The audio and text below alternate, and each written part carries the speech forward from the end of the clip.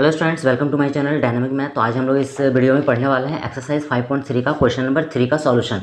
Question number 3 में मैंने आपको थर्ड तक का सॉल्यूशन मैंने आपको बता दिया है। आज हम लोग थर्ड के आगे का सॉल्यूशन पढ़ने वाले हैं। थर्ड तक का सॉल्यूशन अगर आपने अभी तक नहीं देखा है तो लिंक मैंने डिस्क्रिप्शन में दे दिया है, वहाँ जाकर के आप 1 से लेकर के थर्ड तक का सॉल्यूशन आप देख सकते हो। चलिए हम लोग क्वेश्चन नंबर 4 को आज सॉल्व करते हैं। ओके, तो देखिए क्वेश्चन नंबर 4 को बताने से पहले मैं आपको एक चीज़ और बता दूं कि अगर आप सैम्पल पेपर का प्रैक्टिस करना चाहते हो, क्योंकि अब जो है आपका डेट शीट कभी भी जारी हो सकता है सीबीएसई द्वारा। ओके, तो आपको अब क्या करना होगा, ज़्यादा से ज़्यादा सैम्पल पेपर आपको प्रैक्टिस करना होगा। उसके लिए आपको एक पार्टिकुलर बुक चाहिए प्रैक्टिस करने के लिए, जो आप तैयारी कर रहे हो उसको आपको अच्छा से बूस्ट हो सके। ओके, तो मैं आज जो आपको बताने वाला हूँ वो है आपका ये एडुकाज़ोन का सैम्पल पेपर। ओके, ये एडुकाज़ोन का सैम्पल पेपर सबसे बेस्ट है आपके लिए, क्योंकि इसमें आपको 10 सैम्पल पेपर मिल जाएगा फॉर 2024 सीबीएसई बोर्ड एग्जाम के लिए। ये एडुकाज़ोन एक जो है बहुत बड़ा ब्रांड है जो आपको सैम्पल पेपर इस बार लॉन्च किया है। तो इसमें आपको 10 सैम्पल पेपर मिलेगा।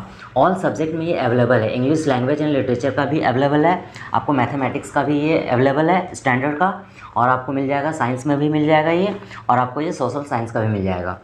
ओके, इसमें आपको क्या क्या मिलने वाला है, देखिए सबसे पहले कि आपको 2024 का जो लेटेस्ट पैटर्न है इस बार का सीबीएसई का, वो सबका उसी पैटर्न पर आपको इसमें सारे क्वेश्चंस आपको मिलेंगे। चाहे वो इसमें 10 सैम्पल पेपर का सॉल्यूशन आपको मिलेगा। साथ में आपको सीबीएसई 2023 में जो बोर्ड एग्जाम हुआ था लेटेस्ट पैटर्न पर, उसका पूरा फुल्ली सॉल्यूशन आपको मिलने वाला है। सैम्पल पेपर जो 2024 में आप लोग इस बार देने वाले हो, उस बेस पर जो लेटेस्ट पैटर्न है सीबीएसई का, उसका सैम्पल पेपर का जो सॉल्यूशन है दे दिया गया है। इसमें ब्रेनस्टॉर्म मैप्स के साथ साथ क्विक रिवीजन नोट्स भी आपको इसमें मिल जाएगा, यानी फुल्ली रिवीजन एसर्शन और रीजन का भी क्वेश्चन आपको इसमें मिल जाएगा। चाहे वो कॉम्पिटेंसी बेस्ड का क्वेश्चन हो, जैसे कि मैथमेटिक्स में हो गया या फिर बाकी सब्जेक्ट में जो कॉम्पिटेंसी बेस्ड क्वेश्चन पूछे जाते हैं इस बार, जो कि आपको कहीं दूसरे बुक में आपको नहीं मिलेगा। वो ना आपको NCERT, R S Agarwal, R D Sharma कहीं नहीं मिलता है कॉम्पिटेंसी बेस्ड क्वेश्चन। वो केवल और केवल आपको ये एडुकाज़ोन का जो सैम्पल पेपर है इसी में आपको मिलेगा। तो आपको ये एक तरह से पूरा फुल रिविज़न आपको इस बुक में, एडुकाज़ोन का जो ये है पब्लिकेशन का जो बुक है, इसमें आपको fully revision all to all 10 sample paper को आप प्रैक्टिस कर लेते हो तो आपको एग्ज़ाम का फुल्ली कंप्लीट रिवीजन आपका हो जाता है। तो ये बुक आपको ऑफलाइन और ऑनलाइन दोनों मार्केट में ये आपको अवेलेबल है। अगर आप ऑफलाइन मार्केट में लेना चाहते हो तो आप बुक स्टोर में जा करके एडुकाज़ोन के नाम से आपको ये बुक मिल जाएगा। ओके, अगर आप ऑनलाइन बाय करना चाहते हो तो मैंने इस वीडियो के डिस्क्रिप्शन में लिंक दे दिया है, वहाँ जा करके आप इस बुक को बाय कर सकते हो। ओके, और अधिक जानकारी लेना चाहते हो उसका भी लिंक मैंने इसी डिस्क्रिप्शन में दे दिया है, जा करके आप पूरी जानकारी एडुकाज़ोन के बारे में और सैम्पल पेपर के बारे में ले सकते हो।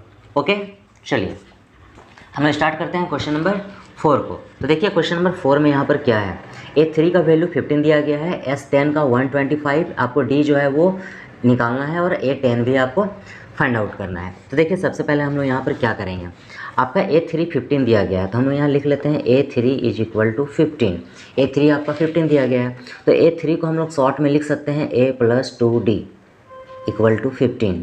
ये हो गया आपका इक्वेशन नंबर 1।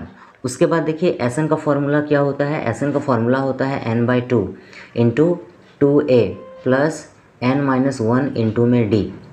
तो S ये n है तो n का वैल्यू देखिए यहाँ S 10 है, तो ये जो 10 है वो n का वैल्यू है, तो ये n का वैल्यू 10 है। फिर यहाँ पर n का वैल्यू 10 हो जाएगा अपॉन में 2, 2 5 ज़ा 10, ये कट जाएगा 2।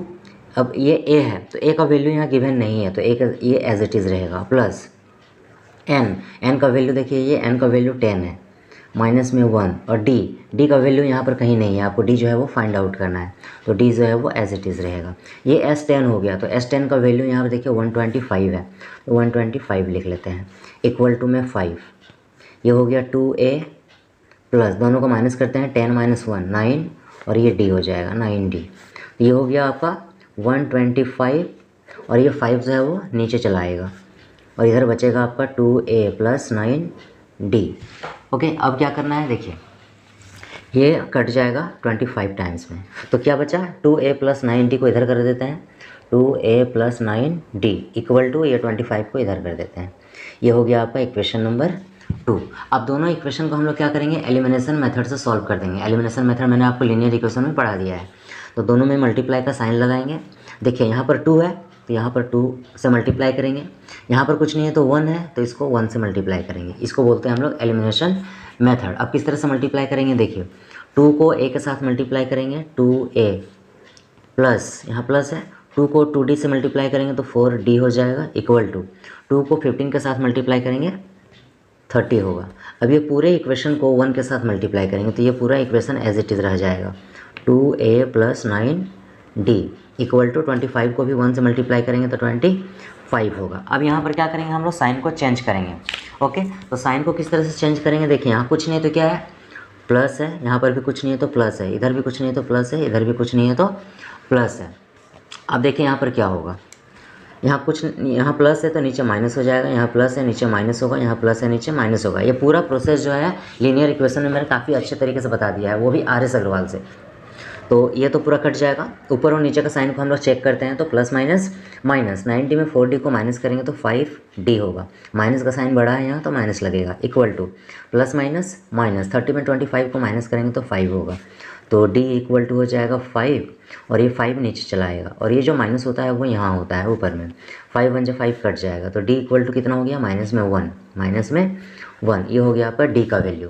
अब इस d का वैल्यू को हम लोग इक्वेशन 1 में पुट कर देंगे तो हम लोग यहाँ लिख लेते हैं फ्रॉम 1, तो इक्वेशन 1 को हम लोग लिखते हैं तो इक्वेशन 1 में क्या है, a + 2d इक्वल टू 15, ये इक्वेशन 1 में है। अब देखिए ये a + 2 इंटू d का वैल्यू -1 है इक्वल टू 15, तो a प्लस माइनस माइनस 2 1 जा 2 इक्वल टू 15, तो a इक्वल टू 15, माइनस में 2 है, इधर आया तो प्लस में 2 हो जाएगा, तो a इक्वल टू कितना हो जाएगा, 15 + 2 17 हो जाएगा, तो a का वैल्यू 17 हो गया। तो हम लोग यहाँ लिख लेते हैं a का वैल्यू 17, a इक्वल टू 17, ये हो गया आपका a का वैल्यू। तो आपके पास a का वैल्यू भी आ गया और d का वैल्यू भी आ गया। जब आपके पास a और d हो तो आप कुछ भी फाइंड आउट कर सकते हो। अब हम लोग क्या करेंगे यहाँ पर, हैंस आपको फाइंड आउट क्या करना है, देखिए यहाँ पर क्या बोला था आपको, सबसे पहले डी बोला था फाइंड करने के लिए, तो डी जो है आपका एक आंसर तो पहले ही आ गया, ये एक आंसर ये था, डी का वैल्यू -1।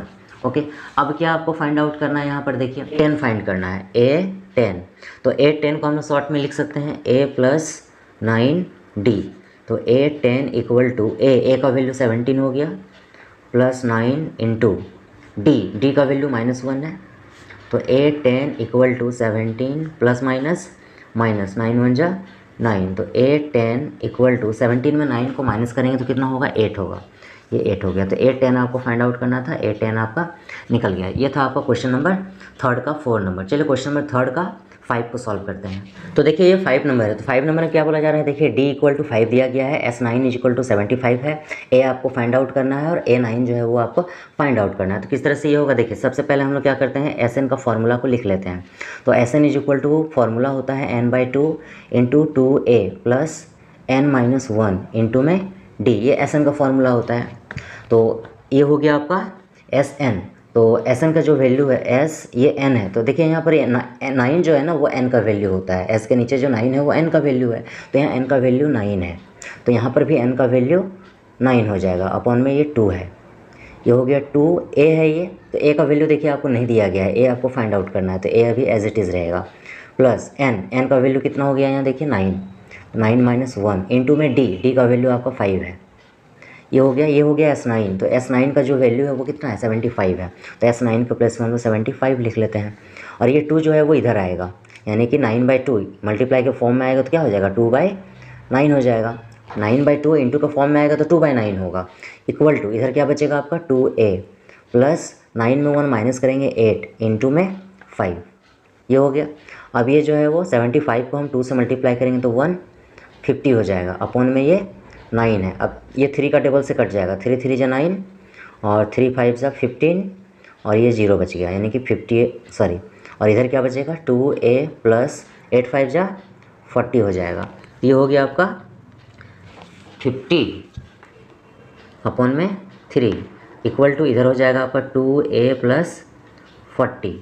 अब यहाँ पर क्या करेंगे, देखिए 50/3, ये प्लस में 40 इधर आया तो माइनस में 40 हो गया, बाय में कुछ नहीं तो 1 कर देंगे, इधर बचेगा आपका 2a।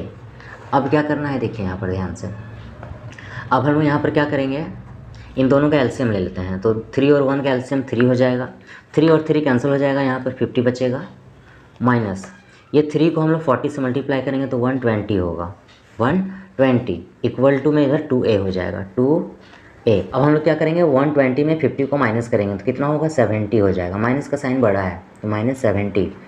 और अपॉन में ये 3 इक्वल टू में इधर हो जाएगा 2a। तो ये हो गया आपका -70 इक्वल टू, अब ये 2a इंटू ये 3 जो है वो इधर चलाएगा, तो -70 इक्वल टू 2a को 3 से मल्टीप्लाई करेंगे, 3 2 6a हो जाएगा, 6a।